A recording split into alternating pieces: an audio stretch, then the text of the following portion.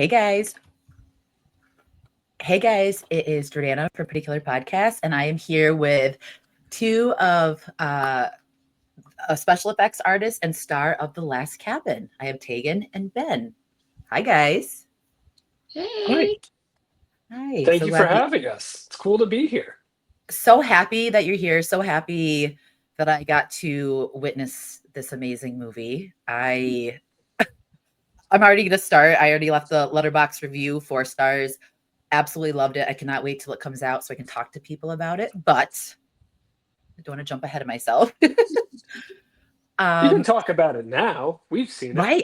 We'll talk. We'll talk about it now, all throughout. But honestly, I just love it. I think that it was so entertaining. The effects, chef's kiss. I was loving the effects. You were killing me as Kevin. Like it was awesome. The cast was great. But we'll dive into that in a little bit. But first off, I just want to get you guys introduced to everyone that's listening. Why don't you guys, and you can pick who wants to go first, tell us about like a horror moment that you remember, like your first memory, what got you into horror. Hey, you can go first. Oh, me first. Okay. Hi, Because I know everyone. you're not expecting to go first. So I mean, it should be ladies first, but I was just Exactly. It was a test. It was a test. And you Um, passed. I'm Tagen. I also go by Cause and Effects Makeup. I was the special effects makeup artist for The Last Cabin by DBS Films.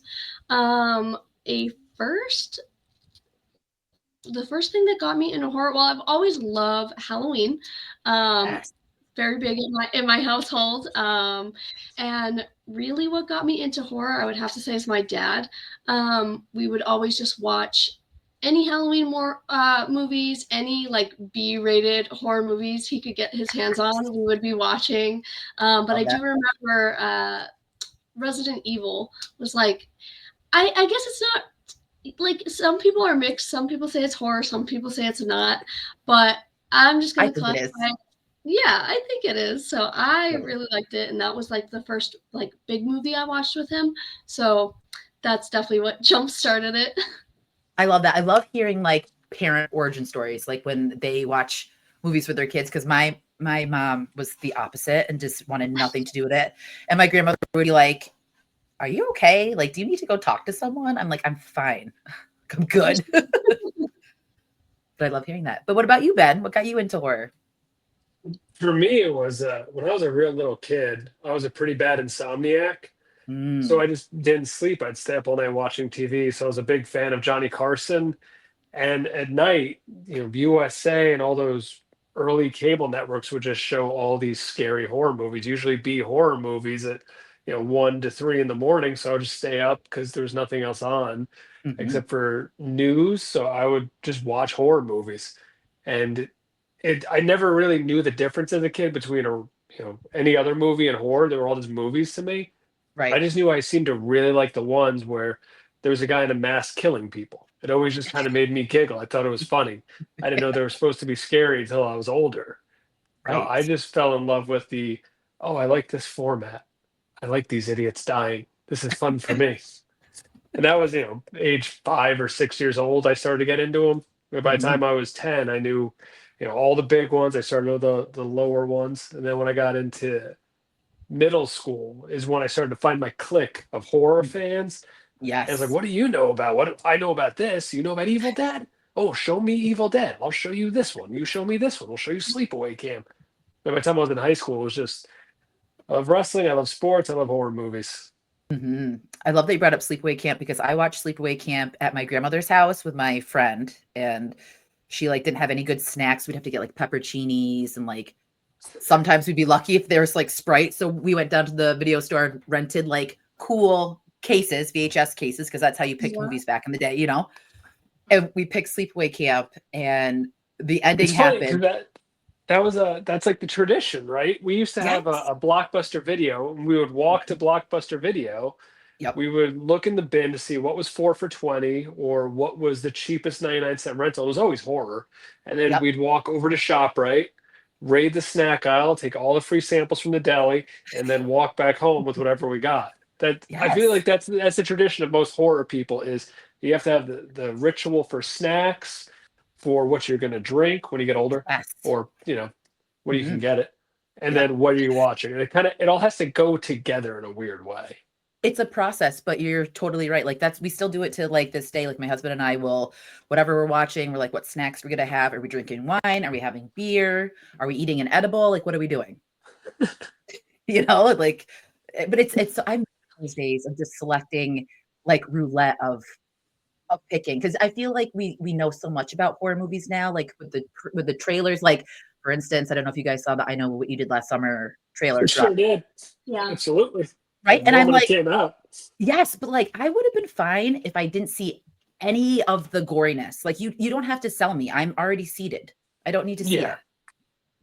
it. So I kind of miss the days of not knowing. And sleepaway camp was just I wish I could have I remember my face, like my reaction, because that wasn't what you were expecting, but it was such an amazing twist. It's iconic. That's still like this first Friday the 13th. I remember seeing for the first time going, oh, it's his mom? His Yes. mom is crazy. It was crazy, bitch. And it was weird because I remember seeing that right after I saw I didn't that wasn't the first Friday 13th movie I saw. And I saw that after I saw a movie called Serial Mom with Kathleen Turner. So in Love my that one. head, for a few years, like all moms are just crazy murderers. Oh, Like you It's gotta be just your careful lesson. around mothers.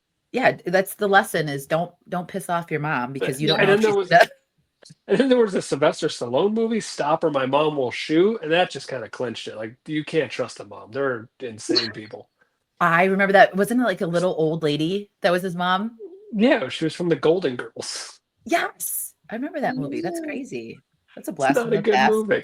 It's not, but Yeah. like I feel like not good movies even back in the day were still watchable compared to some nowadays that are like I might I might shut this off. But your movie the complete opposite. And also kudos to the poster because I am obsessed with the poster. Who designed that? Uh, I don't know. that's one of those things I have to ask Brendan. He Yep. always has we're very similar in the time period we grew up in. We grew up in that, you bought or rented a movie based off the artwork. Mhm. So that's always been one of his things is, people are going to be scrolling on Amazon or Tubi, and they're not going to, usually watch a trailer. They may watch a couple seconds and move on. But the Mhm. artwork is something to get them to stop and at least watch some of it. So Yes. he always goes all out for the artwork. If you see version one of what he's trying to do, Yep. where it's it's okay. Versus version 10, it's like okay, you're onto something. Versus the final version, you're like, dude, you're good at this. Whoever you're hiring, Yeah. good It's a job because process. this looks pretty metal. I mean, this It's a poster's process. badass. It is. Yeah, and I want it. I I want to get and hopefully there's like a mini release or something because I want that on my wall. It drew me in. oh, you could probably just shoot him a message and ask him. He's a really good guy. He may just send you one for having us on. Like, oh, you talked about our movie on your podcast. Here's a poster. I love it. Any day. Like I'll say this again too at some point, but I rally independent horror right now because independent horror to me, and this is all I know it's subjective, but like you guys are killing it compared to the big studios. Like I have zero interest in a lot of the big like horror movies coming out this year. And I know there's like a plethora of them. There's a ton, but I'm all for like the indie horror. There's definitely something about indie horror that it feels like it's a real movie. Like you can Mhm. actually feel people making a movie. You Yeah. watch a lot of films and you can, your brain notices that something's not real. Mhm. That's a stunt man. That's CGI. That's clearly fake. But with most indie horror, especially with DBS, it's Mhm. real. Like the Yeah. work that goes into these films, the effects wise, is why Tagen is one of probably the best I've ever worked with. No, she's definitely the best effects artist I've ever worked with. The stuff she does Seriously. is absolutely insane, especially on an Mhm. indie schedule. She's not getting 2 weeks of prep to do a little bit of makeup and some of the blood. She's not getting everything in the world catered to her to do this. It's literally going, hey, we're going to do this next. You got 45 minutes. And she goes, I need 2 hours. You got 45 minutes. Okay, But let's go. Let's see what you can do, Tagen. That's magic though. And you should be proud of that, girlfriend, because like the effects that you did on top of there's so many other points that I love about this movie, but your effects like had me shook. I was just like, she is killed. Like whoever did until I, realized it was, I was like, she's killing it. So let's lead into that. When did you get into like wanting to do special effects? Like when did you feel that desire to do it? So I've always really liked art. Mhm. All my favorite classes in school was always art class, and I think it was like the like midpoint of middle school, I don't know, around then, where I was like, I really like art, but like so many other people in my class are also like really into art, which is Mhm. fine. But I was like, I need something to set myself apart from everyone else. So I just always like wanted to be different. Yeah. Um, and so I started playing with like the makeup kits from like CVS, or it Yeah. wasn't even CVS at the time. I don't know what it was. It was something weird. But I remember always walking to the drugstore around the corner and buying like the Halloween kits when they were on sale and just messing them with them in my kitchen. I And love then that. like it's just developed. So, and It's I love amazing. Like you're so talented and I can't wait to see like what else you're going to do because like the opening scene, like I was just kind of like, oh, they're going there. Like that was the other thing that it just kind of like the no and excuse my language, no fucking around. Like literally like it was just it started and I'm like, oh, this is going to be like a tease into what we're getting. No, it dives right in and I was here for that. It's always really Yeah, fun working on a DBS film, especially with Brendan, because we'll have some ideas on what we want to do with the Mhm. special effects, but a lot of the time he's like, whatever you want to try, like we'll find a place to fit it in. So Love it that. gives us a lot of creative freedom, and like we always do want to kind of go all out with it to grab the Mhm. attention. So It worked. It definitely worked. And I like that he gives you that space to create. You know what I mean? Like it's good that when you have a vision, like when you see something and to execute it, but it's also nice to have someone lead and be like, you know what? Take the reins. You guys can kind of pick what flows with this because you guys have like the insight on it. So I love that. absolutely. yeah, Yes. he is. And it's crazy to work with him because I'm gonna say he's the artist's best friend Hmm. because he has a great way of allowing you the freedom to create and innovate and take chances and risks while very subtly making sure that he's filtering you correctly down the path he wants you to go. Hmm. It's an incredible thing to have someone that can edit you on the fly. We did a film, A Cold Grave, and we improvised the entire film. The whole thing involving my character was improvised on the fly. We were able to create a story, like a Hmm. fish scale of a story, knowing what we want, the beats we want, the effects that we want, and Hmm. on the fly, be able to create dialogue, be able to move the story along. And a lot of that was me saying a couple things and him going, all right, don't say this, don't do this, remove that, make it 45 seconds, go. Okay. Oh. All right, great. Let's try it again. You can stretch that out a little bit more. I like what you said, this, and this. Let's add that back in. Go. All right, Hmm. go. All right, put it all together. Don't suck. Go. Great. Nailed it. And then a lot of Very times with the important. effects, it would be him looking back like, you can do what? Oh, you can do that? Mm. Oh, you should try that. Yeah, yeah. Try and make it look like he just got stabbed. We'll throw that in. If it doesn't work, we'll take it out. But let's try that. I It's love it. it's yeah, it's great to work with him. He's spoiled me that I have become very particular with people I want to work with. Yeah, that's not a bad thing. No, you It, just when you have that kind of that freedom and yeah. knowing you can be free with someone that's going to take care of you, it's an incredible artistic ability to have. It is, and it's really nice when you have someone to bounce ideas off of. You know what I mean? When you have that team where it's just like so easily like bing, bing, bing, bing, bing. Everyone's like kind of on the same page, but has their own ideas, but it collectively comes together. It's a beautiful thing. It's Yeah, with magic. this one, there was kills that we had talked about years ago that were like, Mm. that's not something you can do because we do indie horror, and then Tagen shows up. And suddenly he's like, we can do all the crazy things I've wanted to do. How? Yes. I don't know. Tegan's going to figure it out. Cool. Kill someone with a lawnmower. Let's see how this goes. Get Oh my, someone's foot stuck in a bear trap and make the entire leg disappear. The one thing that I still don't understand how they did. I'm so happy that you brought up the lawnmower because I always feel like you need more lawnmower kills in horror. Like we have the Sinister one and we have a kill from Sleepaway Camp 3 that I always loved. You know what I mean? Like it's so refreshing to see a gnarly way to be killed and do it so effectively. Like that stood out to me, and I'm glad that you brought that up. That one during the premiere, there was a couple kills in the film. During the premiere got me to pop out of my seat. Go, oh, like one, that was awesome. Two, holy shit, you pulled it off. Yes. It looks Didn't think so you could good. do that. That's It always was like the best part is seeing it on the screen and being like, okay, it actually does look good. Great. Yeah, like it transpired perfectly. It looked like a big studio. Like it literally was set up like it, and I don't want to say it was like a sinister shot, but the way it was just lined up and perfect. Like that was the other thing too, is I love the way that the film moved and the direction that he took throughout, because it wasn't like your classic, the point of view the whole time through the camera. It would go to like, it would bounce around. And I love that like it was switched up a little bit, because I'm not saying I love found footage. It doesn't get old to me, but it can get repetitive to an extent. Yeah. You know what I mean?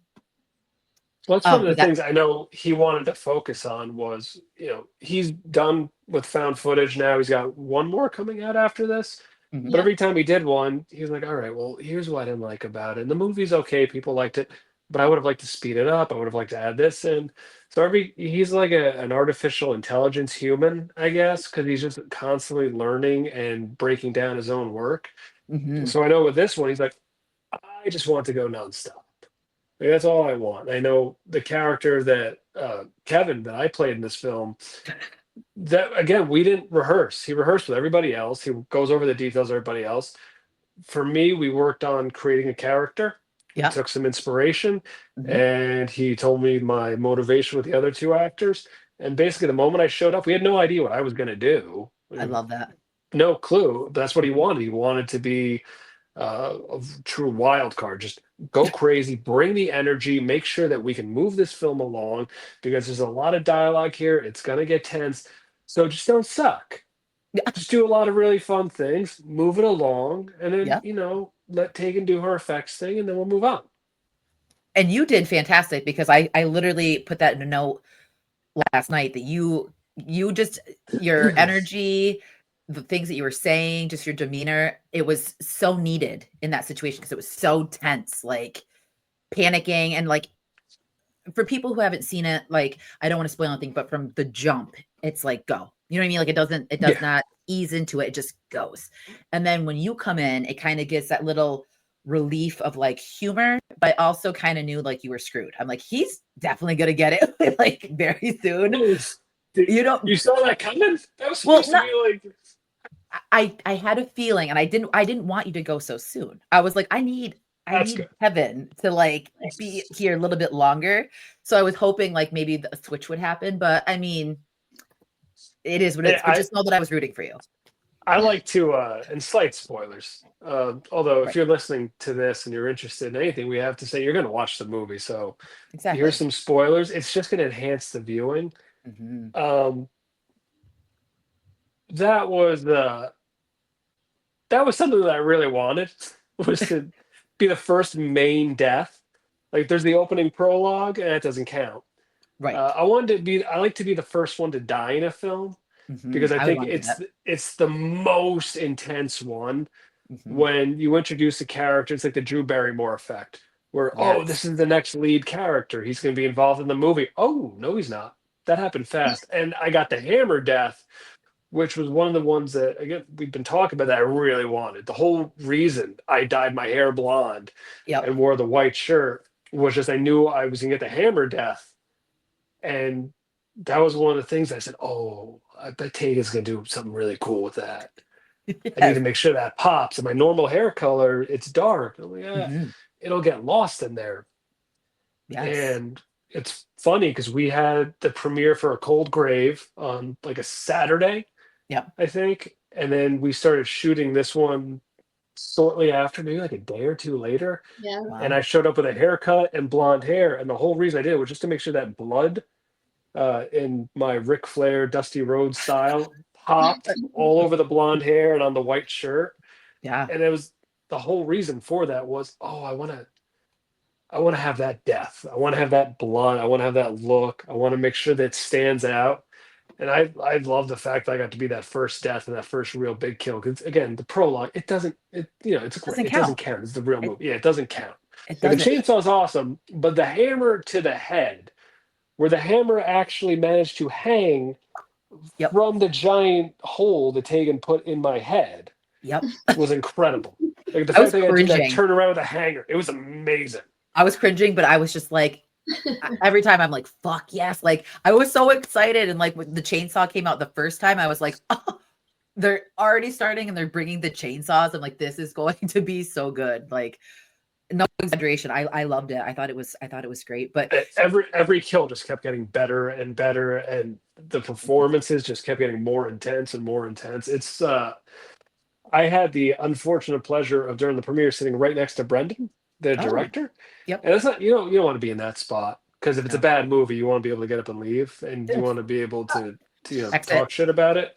Yep. But I was next to him, and the whole movie again, I'm just like, oh, you did it! That was great. This is awesome. And when it ended, like for a moment, I forgot it was his movie, because I love this movie. This is a Yeah. great movie. It's so good.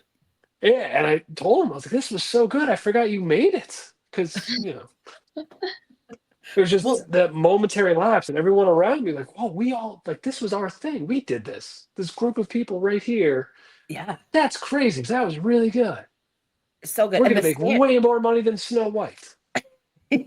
Yes, you would. If it came down to seeing Snow White or your movie, I would be seated for like a week just to watch. I would love to watch this movie on the big screen. Like I wish I kind of like lived more where premieres and stuff happen, like the bigger cities, because indie horror on a big screen. I love it so much. It's a great feeling. It's so cool because we had a screener that you could watch on your phone, an early Yeah. cut, and it wasn't the same. It was Mhm. good, and it was I liked it, but it wasn't the final cut, and it No. wasn't that big theatrical experience. But when that final cut hits and the score is there and all the edits perfect, even though it's a found footage, Yep. the man is incredible with his Brilliant. cinematography and editing for found footage and film, because it looks so cinematic. It does. Yeah, and you believe that someone's shooting this the whole time, and that guy just must be great at his job. That Yep. on a screen it pops, and that's why watching that was this great movie. This is a really great movie. Everything looks amazing, and working on big studio stuff and small studio stuff, this one is closer to the large scale studio, I love it. in my opinion, which is obviously correct. Yes. And like when you were saying, like when you were like jumping and stuff, on top of the goriness, which I'm here for, and I'm not usually like a super gore hound, but I love a good practical effect. Like Terrifier kind of sparked that love for like the practical effects. I mean, I do love 80s horror movies, so that obviously started it, but just having that in the movie, love that. But the scares, there was one jump scare that got me so good, and I won't say what it is. It was like one of the first ones, and it was in like the living room. That made me like jump, and I think like my butt cheeks flapped together because I was like, oh, okay, it was so terrifying. And it was perfectly crafted. Like I was just, not that I was blown away, but I would just, the cast, their dynamic, the three of them was magical. Then bring you in, flowed perfectly. And there was the group of three from the film, but there was also the three on the outside yes, that were terrifically scary. And this is technically a remake of Girl in Cabin 13. Mm-hmm. And the version of the kills in that film were kind of scary. I would say the ones in this one were way more terrifying. And it's crazy because I don't know if you noticed, but Tagen was one of the masked people on the outside, and she love was that. quite terrifying. Just having a woman as the killer is kind of unsettling.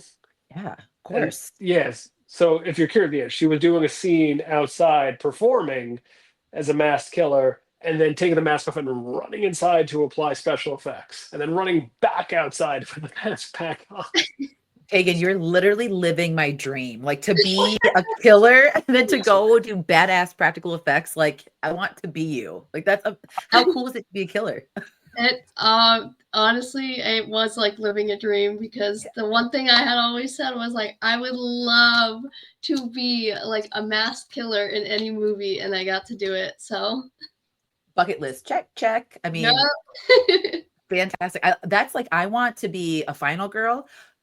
I want to be a killer at some point, and I would like to be a victim. Like you said, I would love to be like the main kill. I'd love to be the first kill. Oh yeah, people love to be the kills in the films. You know, we bring a lot of members from our Discord community out to work on some of the films with us. Actually, one of our main characters, Tanner, who played the cameraman, he was from our Discord community. And, you know, everyone always says like, oh, that's like their biggest thing. They want to come out and they want to be killed. Yes. I love that. It's great. Tanner, I felt bad for everyone in the situation, because I wanted everyone to like, I'm not going to get out safely. That's all I say. And I don't think it translated that way, but like, and that's the other thing too. Like I was so invested in the characters. Like I'm not saying that I don't get invested a lot in movies, but sometimes you're just kind of like, okay, like the purpose of this movie, you know, that someone's primarily they're going to get murdered, whatever. I'm not going to invest too much, but I was so like their dynamic, their chemistry, just everything it felt so authentic. And I think that really tied it all in too. Yeah, you would never know that Brendan and Isabella and Tanner had never met before. Like, I think maybe they did one video call, Brendan and Isabella did, to go through the script and everything. But other than that, like, once they got on set, that was them meeting and getting together. So the way they all worked, like, off of each other was really cool to see. That's wild to me. I thought that like everyone knew each other for long periods of time, have worked on films, or like at least something together. Like it seemed like they knew each other for such a long time. Like the way that they spoke to one another. Yeah. That's crazy. Yeah, that's that's like the weirdest thing about working with DBS, and why I just, you know, Brendan calls, I go. Is he's got this crazy thing about finding not just talent, but people that will mesh together really well. Yes. The way he's able to, you know, take 5 actions, look at him and go, he's good, he's good, he's good, he's good. This one feels like he would work. And when he describes the job to anyone who's going to come work for him, it's the worst job you're ever going to have. It's the hardest 7 days of your life. We work overnight. There's no sleep. You're going to have to fight for your sleep. You may get time to eat. It's going to be really exhausting. Are you in? Yeah, I didn't think so. It's a bad job. All right, I'll talk to you later. And when he gets those people, they're like, we're going to do what? We're going to stay up all night? I'm going to be exhausted and miserable? I'm going to do my own stunts? I'm going to get really violently injured and probably bit to death by mosquitoes? Yeah, let's do it. Yes. And he's like, all right, so you're good. We'll bring you in. And then he just finds these people that mesh together very, very well. So even though, you know, for me, this was my 3rd film. For Tagen, this was your 4th? Last Cabin was technically my 2nd unless you count the pickups for Cold Grave, but I do, because that's my movie. So that okay, then it was 3rd. It counts. It definitely counts. So, yeah. We actually did that at the same time. I'm pretty sure we did the pickups for Cold Grave at the. Oh no, we did that pickups. No, you did that for Shadows of Bigfoot. Yeah. Ooh. Because that's when I got the video of Andrew killing himself. Yeah. But yeah, like he just finds people that work really, really well together. So when you're meeting for the first time, it's this weird thing of, I feel like I've known this person for 20 years. And now there's a group of regulars that whenever we get together, it really is like summer camp. Because like, oh, I'm going to get to see my old friends. I'm going to get to make new friends. Let's see who Brendan's bringing in this time. I love that. It's like a small community. It's like a family. And it's hard to find people that mesh so well together. You know, like it's a real knack to be able to home in and be like, you're perfect for this. You're going to work great with this person. This is going to, and it shows on screen. So absolutely fantastic. But Tagen, for you, I have a question. Yes. Any like special effects, like gurus that you look up to? Is there any like big wigs that you liked growing up? So this is going to sound really funny. I say this all the time is I do have one person that I do definitely look up to. Mhm. And of course I know people who work in the industry and like love people who also do special effects, but I've always been very like in my own world about it. Mhm. Where, you know, I am just very focused on, I'm self-taught. So everything I know, I have taught myself. So I just focus on like teaching myself and learning the things, and not so much like the book smarts half of it, where if like, Mhm. oh, well, this came from this person, this came from this person. That being said, I still do absolutely adore Tom Savini. Yes. I Yeah. really, really wanted to go to his school. I'm from Massachusetts, so his school was in Pennsylvania. So I Oh. was hoping I'd be able to get there, but Mhm. unfortunately, just like timing and money never lined up. But you know, one day I'm hoping I'll just run into him at a convention somewhere, and we can just Yes. talk about a little because yeah, I love him and everything he's done. So He's amazing. He's an extraordinaire. Like, you think of the greats, you think of like Rick Baker, him. You know what I mean? Like, just phenomenal. oh I yeah, love that. I love him so much. Um, have you ever met like any you haven't had a chance to meet him ever? I have not. No, I don't think I've ever met. I mean, of course, I've met other folks in the industry. I've Mhm. worked with a girl closely named Megan. She works here in Charlotte, who's done a lot of really cool stuff. Love that. But as far as like, you know, leaders of the industry, no, I've never met anyone, but it is on my bucket list. I would love to. Yes, I know. I want to try to get to like a horror convention at some point because I feel like tapping into the horror community, like doing this is amazing, but I feel like it'll be completely different being physically with everyone that loves it equally and like the stars and all that. Absolutely. Yes. Then have you ever had like a run in with anyone like that made you starstruck? Uh, I don't. I've worked with a lot of people that should have starstruck me, but to be honest, the only one that I ever really froze around as a professional wrestler named Al Snow. He Oh, was just he was my favorite wrestler as a kid. And when I finally got a chance to meet him, he was doing just free autographs after a show for a bunch of kids, and love I that. had my exclusive limited edition Al Snow figure, and I walked up to him and I froze. And he said, "Hey, buddy, you want me to sign it for you?" And I ran away, and I was so mad at myself. I threw the toy in the trash. And he was a good guy. He was signing for kids, and I was like 22, and he probably thought like I was special needs, but it was the only time I've ever froze. And I've I love worked it. with Tom Cruise, I've worked with Dennis Leary, I've worked with a bunch of people. That was the only time I Damn. ever froze. I was just so damn excited to meet this guy. I feel that. I did that with David Howard Thornton. I won like an interview right before Terrifier 2 blew up, but I loved Terrifier. So I'm like, what? I want, and they're like, okay, well, he's gonna come on. And I was shaking. I was so nervous. And as soon as he got on, he was like, oh, Damien, because I over on my other side where I used to record, I had a Jaws poster. He's like, oh, Damien would love that. He loves Jaws. And then instantly I was just like, and I just kept talking, and he was like telling me stories about his mom, and I'm like, oh, I've got a complete, mom. yeah, completely blown Yeah. away, but like the nicest human, like one of the nicest people you'd ever like run into. But It's crazy how that happens where you just get so excited your brain just goes, dang, yeah, it like, just shuts off. Yeah.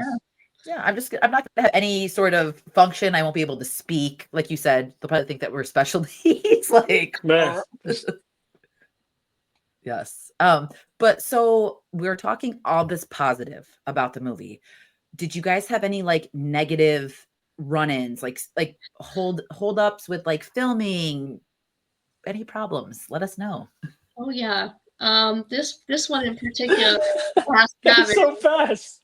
Well, Ben, you were only there for a couple of days. Let me tell you. I was there for one day. It was awesome. I got in Yeah. and out.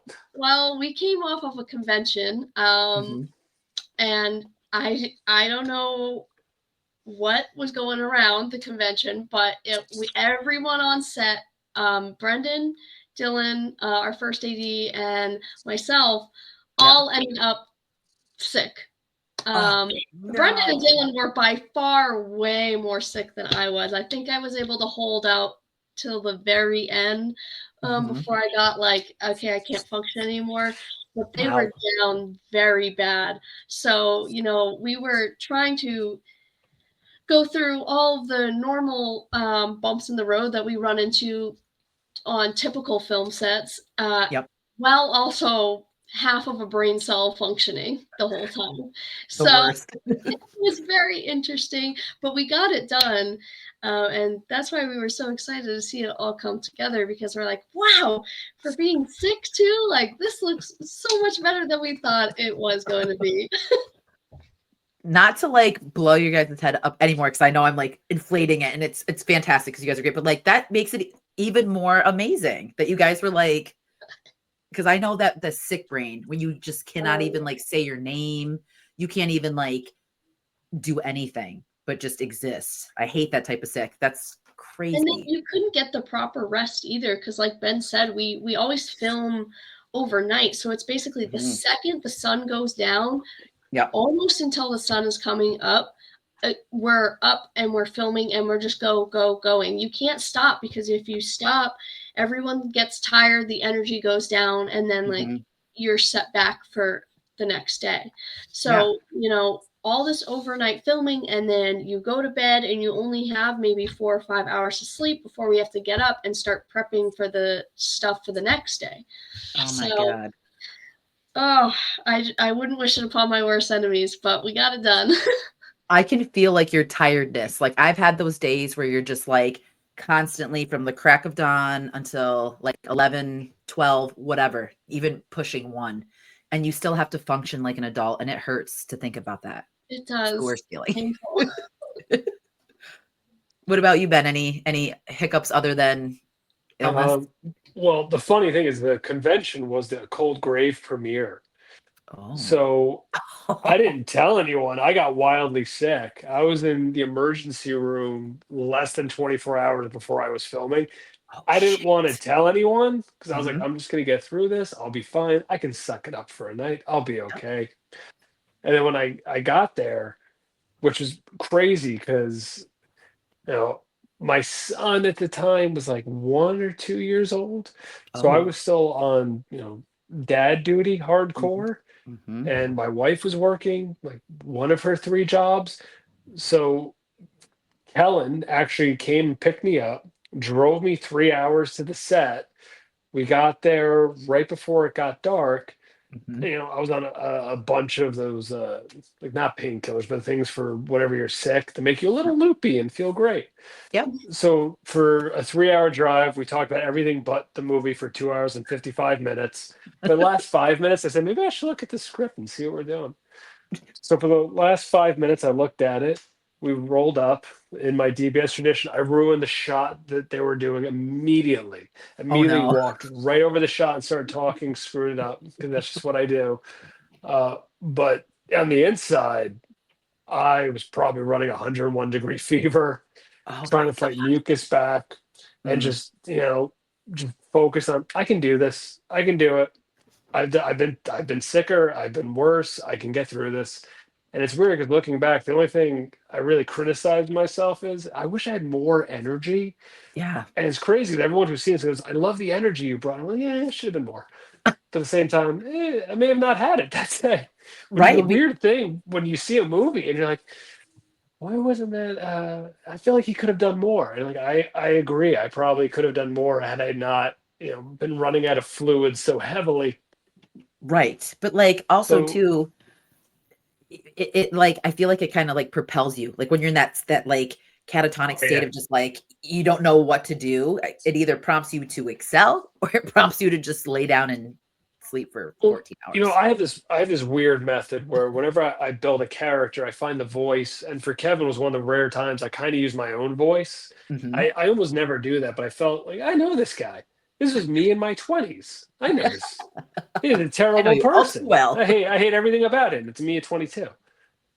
So like my own voice kind of worked for it. Once you get the look, and I find the songs that zone me into the character.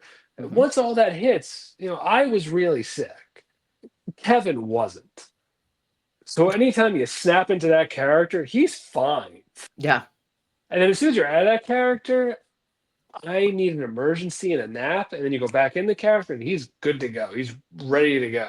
Just dancing outside in the pool, just chugging a shot of Fireball because you think that'll help, and then you just go. Yeah. Oh, But fireball. for me, it wasn't. Mm. Nothing was that hard. You kind of get used to it after a while. But Of when that's it's good. time to go and you've got that schedule, you just go. Plus, Yeah. I have so many kids that I'm so used to just not sleeping anyway. That almost makes no difference to me. I feel that. I do. I only have one kid, so I don't want to seem like a pussy, but like kids Yeah, are, no, I have three, yeah. and one's 21, and he's the best one. But we're kind of done with him, Yeah. which is rough because like the other two, you're not going to be as good as he was. Like he was perfect. Don't even try, And kids. You won't ever amount. yeah, like, and my middle child, my daughter, she's the most like me, so her life's gonna be rough because she's Oh, already an artist in the making. She can take a Mhm. blank piece of paper and create. She understands music and film and TV, and I've started bringing her with me to do stuff. Yeah. She's so into it, so she's Yeah. gonna be poor probably most of her life. And so my oldest is 21, my middle one's 10, my youngest just turned 4 in December, Oh, and he's really cool. So he's gonna be bored of me very early on in life I love it. because You're just like, he's the yeah, best. She's gonna be poor. You're cool. yeah. yeah, like he's gonna be too cool for me very soon. Like At least very she's soon, I honest. can see him being like, Dad, just I'm 5. I can cross the street by myself. Go away. You're I can weird. feed myself, Dad. Yeah, where the middle one is like, you're doing a podcast. I want to watch. I love that. My kid, she's 11, going on 21, and Oh, yeah. but she's like, Same. she's cool. So I have like all of your range of kids. I'm just like, you're cool. She's an artist, and she literally like she'll play Metallica. She plays bass and guitar. She wrote her own song. I'm like, who are you? Oh, Like, that's how are you cool. so much cooler than moi? Like, I don't like, and I'm not Yeah, cool. So I'm just like, where'd you get it from? Like, what are you tapping th- into? that's the weirdest thing about your kids. Like my oldest, there was a point in his life where I realized like this kid could kick my ass. Hmm. Like I can't be like I can't really be dad anymore that yells and stuff because he could kick my ass. If Gotta I'm be like clean timid. your room and he says no, I'm gonna agree. You don't need to clean your room anymore. Like you do you, buddy. I'm I sorry. believe in you. You're gonna do the right thing because you could really do some damage. You're much bigger than I am. Hmm.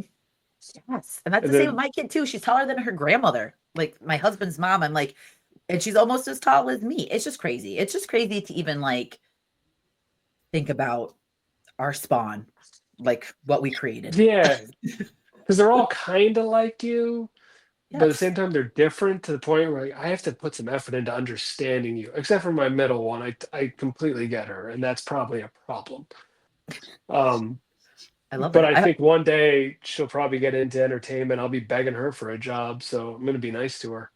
That's what I Yeah. said to my kid. I'm like, you have a YouTube. She loves like smoke alarms and like firehouse sirens. Like she has a very particular taste in some things, but she started a YouTube channel and that she's almost to like 1,000 subscribers. If you look at mine, I'm like 277. I'm like, wait a minute, how is this panning out? She's getting like 8K views on some of the stuff that she posts. I'm like, not me over here Yeah, trying to literally have people look at my stuff, and you're just like posting siren videos yourself. Yeah, it's crazy, it's but get it, girl, I guess. Yeah, no, real. I love that. Yes. So my next question, and I don't want to get my heart broken, but I'm just gonna ask, and I don't know if you guys can say, but are we getting a sequel? Are we gonna have any continuation of the story? Is this a done No, and done? no. Damn it. Yeah, I want to. no. What will probably happen though is Brendan's going to watch this movie, and when he's editing it, he's going to think of all the things he wish he did differently and how he would have done it differently had it not been found footage. And his brain is going to put it through this assembly line that like robots do. Yeah. And he's going to come out with a better version of this.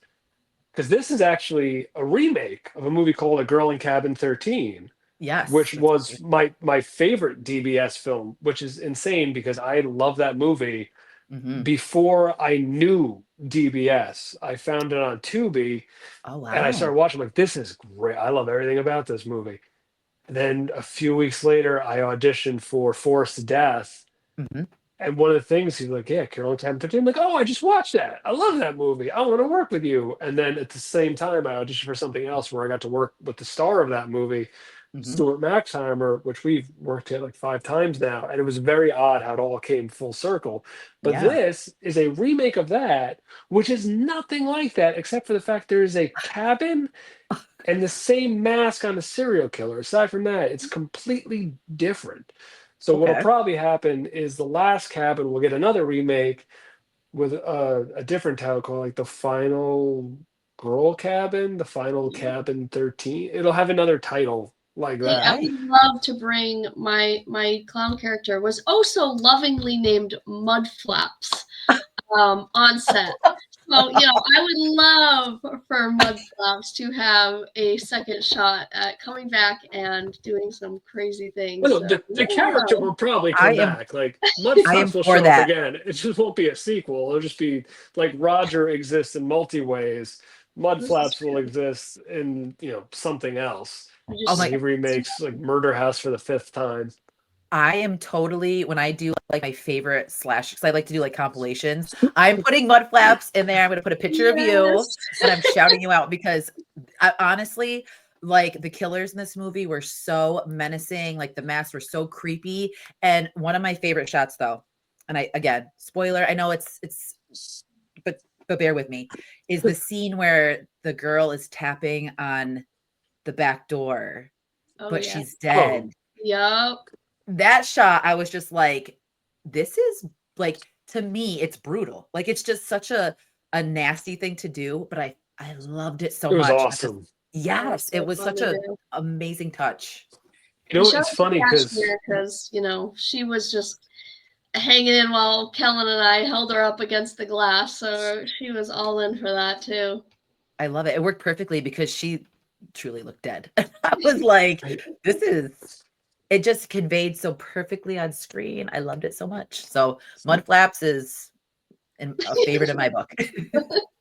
I love again, it's a remake of Girl in Cabin 13, and I love that movie. One of the things that didn't come across as much was the intimidation and the personality of the killers in that movie because they're behind masks. In this one, you definitely feel it a lot more of what their intention is. They have a little bit Mhm. of a difference in all the personalities, and you could tell that just when I was approaching them as Kevin, where Tagen does a slight head nod.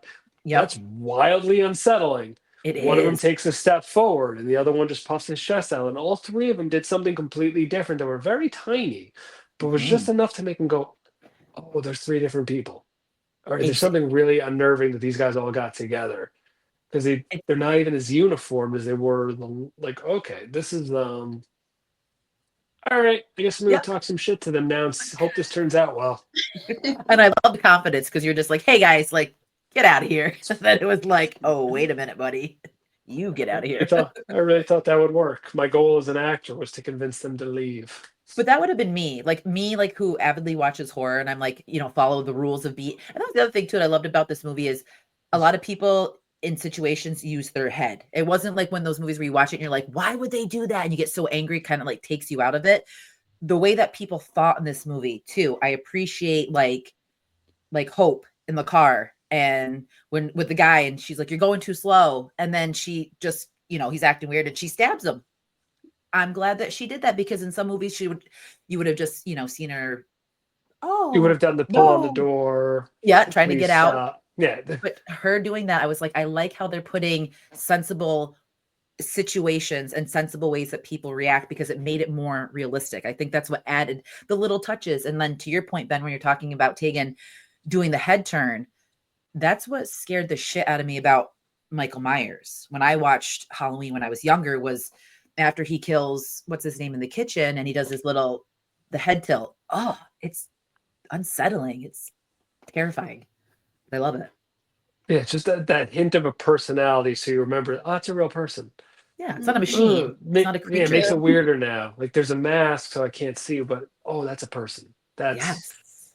That gets me a little. Well, So, scary. Yes. But if yeah, I it's were like, you, Taken, I would have been like tilting one way, doing the other. Like you killed it. Nothing gave me more pleasure than giving Ben the heebie-jeebies on set.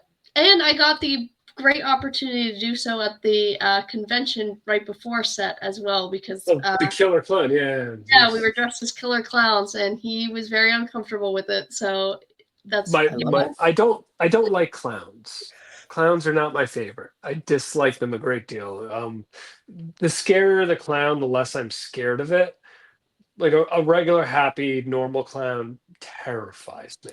A Same. scary clown I can work with, but Right? yeah, it's funny because my wife still refers to you and Tatum as, oh, those are the girls that were clowns. Yes, you didn't like them. No, I don't. Did not. I'm with you though. Because that was the first time I introduced my wife. I was like, this is Tatum, this is Tatum. I'm gonna go stand behind my wife now. Because they I'm make me scared. wildly uncomfortable. You're like pushing your wife. You're like, get him. Like, stand Yeah, away. like just go say hi to the other girls. I'm gonna run away and pretend like I'm not scared.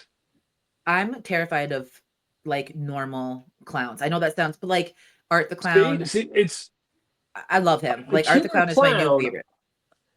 You know what the intent of a killer clown is. The killer clown is going to kill me or attempt to kill me. A Correct. normal clown, like a child's birthday party clown, blowing up balloons with honking feet. I don't know what they're up to, Yeah. but I know it's not good, and No. I don't like it. And do No. not come near me. Like if you pull out a knife, got it. We're good. You're gonna murder. Awesome. But if you pull out a horn and honk it, I don't know what you're up to, and I don't like it. I don't trust you. Get away from me. I was traumatized real quick. I don't want to go off on a tangent, but we went to this like local haunt at this place that we used to live like way by the Canadian border, northern New York. So we go to this like backwoods haunted house thing. It was amazing. Like you walked into a trailer and the Halloween music turned on and the doors shut behind you and like strobe lights came on. You're walking through the trailer and he's chasing you. I was like, this is fucking terrifying. Like I was screaming. I'm like, ah. So then they walk us through the woods and then, Leatherface comes out with the chainsaw and they had metal panels that you'd walk through and do that. So it brought us to this tent and I'm like, oh, like what could this be? So we're sitting there, there's all these big boxes and all of a sudden you hear do, do, do, do, do, do, do, do. No. And I was like, don't do the music. oh! Don't like They that popped. They popped out. They started like it was like herding cattle. Like all of us, like because there was a group of like 20 people. We're scurrying. My husband's laughing at me. I'm like, oh, I'm trying to leave. The one clown's chasing me with a big hammer. Like traumatizing. But they weren't like a Pennywise or like an Art the Clown. Obviously, they were dressed as a normal clown, and that scared the shit out of me. Yeah, I don't like that. I don't either. I feel that. But let's talk about wrapping it up. Let's talk about something that we do like. And the question is, Tagen, I'm going to ask this of you. Mm-hmm. And Ben, please feel free to, but I just want to aim this one towards Tagen as well. What was like a special effects moment in a horror movie, like your favorite one? Like what stood out to you throughout time? Ooh, honestly, and this one has lived in my brain rent free. It's kind of newer. Oh, by how many years? I'm not sure, but I don't know if you've seen Fear Street. Any of the Fear Streets on Netflix. Yep. I love Fear Streets, and I think in the first one, which is 1994, I could be wrong, but they're in the mall, and essentially this girl gets pushed through a bread slicer. And that image, I at first didn't even think they were going to show the whole thing. And you also didn't really know that character was like going to die and stay dead. Right. So, like, I think maybe the combination of everything to it, like, and you just saw her whole head go through and it all pile apart. And I'm like, oh my God, like nothing has hit me like that in a very long time. So that's, I want to add that to my to-do list because Yes. it's just so cool. You like those, you get bonus points for that one because I remember when I saw that, my initial reaction was like, what the like, but so happy to see it because it's so original. You would never think that you would see something like that, and it was so well done. So yes, I love that. It's a great pick. Ben, are you going to top it? Ben's thinking. You know. I have 4. Okay. Whoa. And I'm gonna go with all 4 because I can't. So the first 3 are all Jason Voorhees. Oh. The yes. first one is when Jason has a bow gun or a spear gun, and he shoots a kid in a wheelchair, and he falls down a flight of steps in the wheelchair, and it's clearly not a real person in the wheelchair. So it's just this dummy bouncing around in the wheelchair that falls out. The second one is Jason Takes Manhattan, where they get to the rooftop in Manhattan, and the kid that boxes does a really good job of boxing Jason. Then Jason, with one punch, knocks his head off. Just clean, knocks his head off, and it falls off the roof, falls into a garbage can. Yes. The third one is Jason X, which is a very underrated movie. Love that one. Agree. It's where he takes the 2 girls in the sleeping bags and just starts beating them against the trees.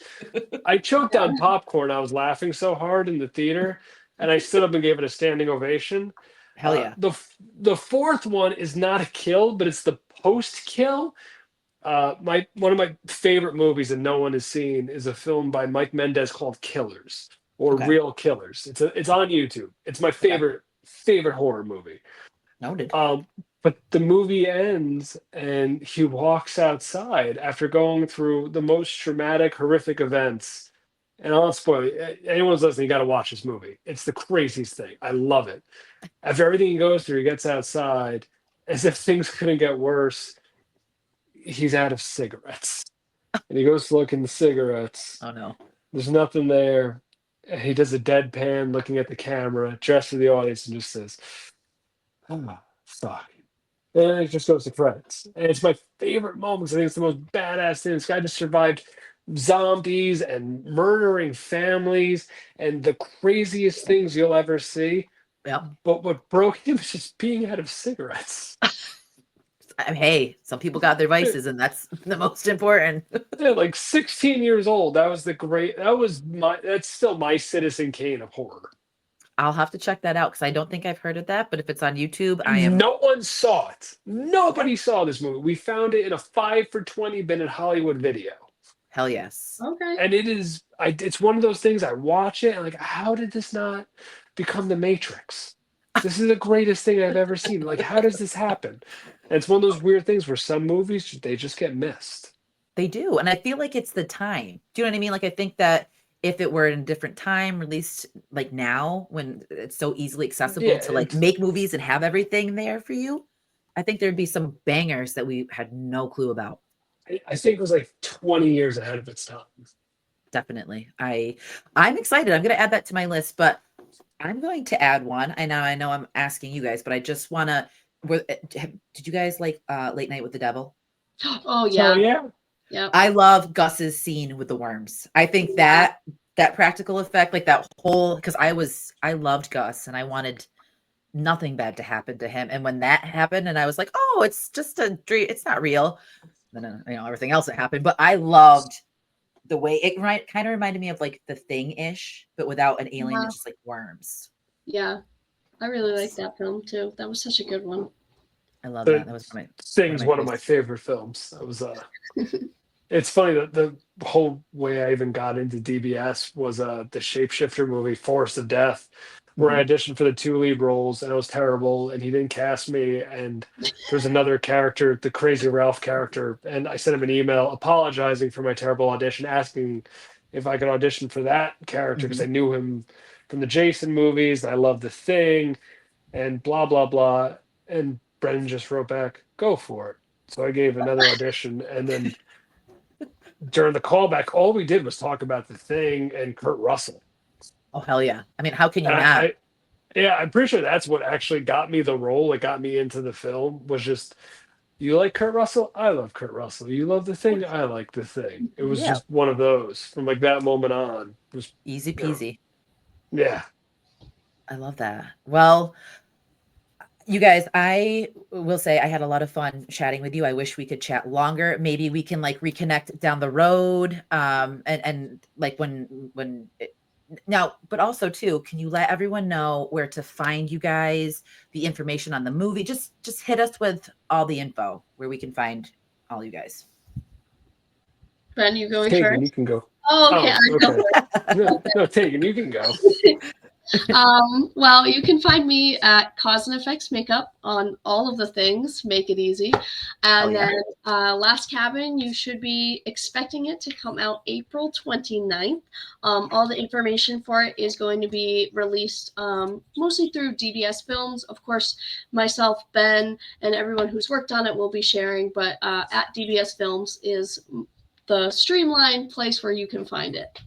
Perfect. And I will include all of that when I release the episode, so everyone will be privy to where to find everything. But thank you for plugging that. And I'm also going to follow you on all the other socials because you are fantastic. So, Thank you. yes, of course. Ben, where can we find you? Oh, if you just look up Benjamin L. Newmark, you'll find a social of mine. Pick one, you can follow it. If you like me, send me a message. I usually respond. Yes. Instagram's the one I use the most. I don't like videos like TikTok. I like to read my stories. Mhm. Um, but yeah, April 29th, anything DBS you can follow, shoot him messages. Brendan likes to respond. Love it. The most important thing somebody can do to help out us specifically, to help out the independent film movement, especially indie horror, Yes. the first 24 hours of any indie film coming out, that's the time to rent it, to buy it, to stream it, to review it everywhere you can. Rotten Tomatoes, Yes. IMDb, Letterbox. Tell a friend, tell two friends. The way the algorithms work is those first 24 hours are the most vital. The first 72 hours is what help keeps it afloat. If Mhm. we can ride that algorithm wave, that's how we're able to share this with as many people as possible. So when it comes out, please don't make it a thing you'll do later. If you Mhm. have any interest, if you want to support it, if you're just intrigued or curious, rent it that first day, rent it as soon as it comes out, share it Yes. with people. Mhm. Um, the hell, we may even do a watch party. Just if you rent it by this time, we'll all get together somewhere and watch it. Oh, Um, that would be badass. That'd be awesome. That's a yeah, really I good don't know idea. why I just said that. We haven't talked about that. That just came into my brain, but screw it. But I it's Well, guess I'll we okay. pitch. do the movie nights. We do movie nights with the DBS Yeah, Discord. it's So been a while, but yeah, we could bring, if yeah. someone rents it, jump on there and watch it with us. Hell yeah. I, I would even rent it. And I've already told people. I haven't, but I've just said like I watched this movie and it is incredible. So like I'm already trying to spread the word. I love and support indie horror so much. It fuels my horror heart. I'm appreciative of the work that you guys do. You guys put in so much hard work. It shows. And you guys need the love reciprocated. So anything that you guys can do to support them, please go do it. A fantastic group of people making amazing movies. So let's keep the good vibes yeah, going. just rent it, review it. You don't even have to give a good review. A bad review is great too, as long as you just watch it and review it. Like, And we love the Don't you can honest tell us, feedback. we all suck and we're terrible at what we do, but thanks for the 2.99. Yes, exactly. Like you are helping us out. So appreciate it.